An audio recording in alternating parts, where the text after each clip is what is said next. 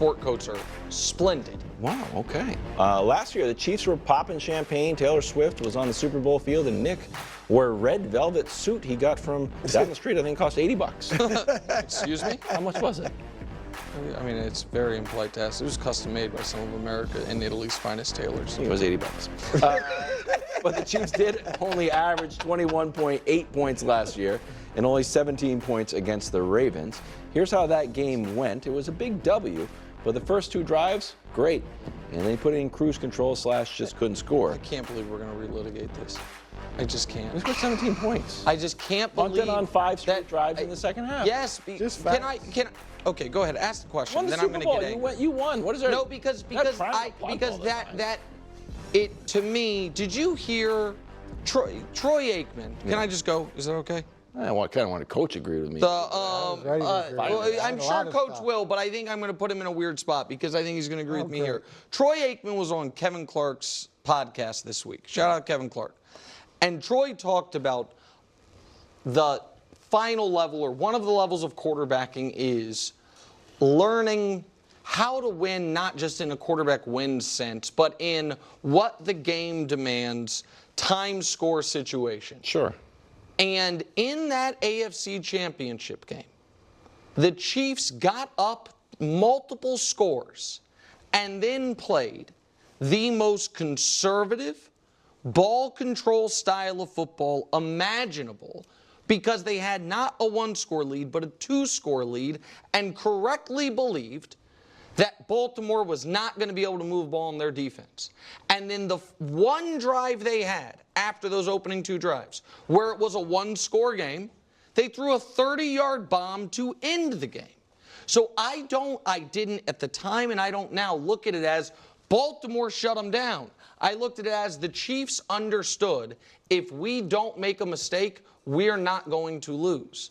And so I think that is part of the brilliance of their playoff run last year, was understanding what was killing them was not in the regular season anything other than Kadarius Toney pops the ball to the opponent. Sure. Mahomes on back-to-back plays, fumble 6, pick 6 against the Raiders. It was we line up in the wrong position and get a touchdown wiped off the board against the Bills. We drop a game-winning touchdown pass against the Eagles. So I flatly reject the idea that Baltimore had no answers at all the first 2 drives of the game and then solved it mid-second quarter. That's not what happened in that game. It is the fact is, though, that they did hold them scoreless in the second half. Now, I agree they went conservative, but they still weren't. They were trying to score, though, in that conservative manner, or at least move the ball. And they did dominate possession. But I think you want to know, is that on the board now? Right? Yes. Can they? I mean, I think there's a chance. I mean, the Chiefs could win in a low-scoring game, too. But I think there is a good chance that the offense doesn't go crazy. You know, I got Mahomes as MVP. I think they're going to have plenty of awesome games, and Worthy's going to get going. I don't think Worthy's play has a huge statistical game tonight. You mentioned the rookie left tackle. We know you got Jawan Taylor on the other, or the rookie tackle. Jawan's on the other side. Yeah. With all his penalties. We'll see if he learned from that. He was the most penalized offensive lineman in the league last year. And then last year, they held the rate, as I showed earlier, they did hold the Chiefs to less than 3 yards a carry last year. So, yeah, I don't think it's automatic. In fact, I don't think the Chiefs are just going to, score a ton of points and have to win 35-32 or something like that. Yeah, it's absolutely on the board that they could get shut down tonight. And I think Nick's narrative is correct in the sense that as quarterbacks mature and they understand that the overall complexity of the game, or the situation within the game, that there is that element of, if you're going to snap the ball, snap it with the least amount of time on the clock, things like that. And that would all be good if we didn't have the whole season worth of data last year to talk about the Chiefs' offense. And I like to play the hits. Yeah. So can we just bring up the first graphic? So if you didn't have a ton of drop passes by all the wide receivers all last season, okay, that's one component. Yeah. And then let's go to the next one. So maybe this is all part of Patrick Mahomes' conservative plan that he was doing, where he had 10 games through that first stretch of seasons, 18 through 22, where he had an 80 or below quarterback rating. And then last year, he had 7 of them. Yeah. Now, I didn't even bring up the graphic with how many games they got shut out in the second half. No, the Ravens game was one of them, and then they dropped confetti on their field and held a trophy. But we're talking about your narrative that this was all part of the plan. It wasn't all part of the plan. And when you go conservative, it's usually if you have a quarterback that could lose the game for you. No, unless those two graphics exist. Hold on. That's the problem. But those two graphics exist because the offense wasn't. You had double the drop rate of any other team in the league. That's what the first graphic said, right? 6% to 3%. Mm-hmm. The reason you then, in the biggest spot of your season, go uber conservative is because you have experienced the 17 games of the season where, despite your brilliant quarterback, he can literally throw it as he did, I think, against Denver in one of the last games of the year when Mahomes got very mad and yelled at him, maybe with Cincinnati. The one time Mahomes lost his cool all year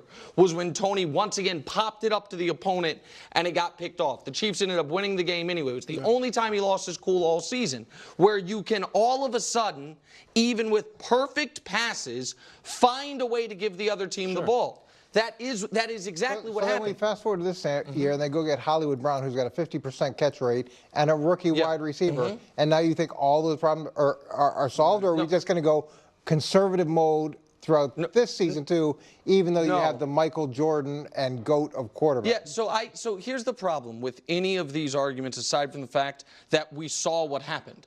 We saw that they did have a playoff mode. We saw that they went through, by not Nick Wright metrics, but by football history, one of the 2 hardest paths as far as opponent record or opponent point differential to the Super Bowl, and beat everybody. And we saw the offense up until the Super Bowl, I thought, work incredibly well. And then in the Super Bowl, worked well at the very end of the game. But the other, and this is where I get so frustrated. If we are going to talk about the history when we go into this season, we are doing ourselves and the audience a disservice if we act like the history was only last year. If last year was the only evidence we had of what the Chiefs look like, then there would be real concerns. But as far as on the board they struggled tonight, well, how do the Chiefs typically do in week ones? Well, last year they were terrible in week 1. We can show it to you.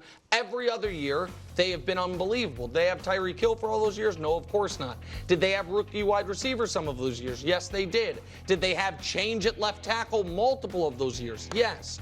So I believe that this year's Chiefs team is going to look more like the Chiefs teams that we have seen 5 of the 6 years, or the one we most recently saw.